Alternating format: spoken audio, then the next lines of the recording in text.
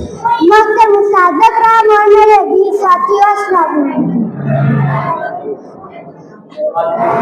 آج ہم سب یہاں اپنے وطن عزیز پاکستان یعنی 14 اگست منانے کے لیے جمع ہیں۔ یہ دن ہمارے لیے خوشی اور فخر کا دن ہے۔ 1947 میں اسی دن ہمیں وہ آزادی ملی جس کے لیے ہمارے آباء و اجداد نے بے شمار قربانیاں دی۔ آزادی ایک ایسی نعمت ہے جس کی قدر وہی جان سکتا ہے جو غلامی کے زنجیروں میں جکڑا ہو۔ قائد اعظم اور علامہ اقبال نے ایک الگ وطن کا خواب کیا جہاں ہم آزادی سے زندگی گزار سکیں۔ لاکھوں شہیدوں نے اپنے جانوں کا نذرانہ پیش کیا۔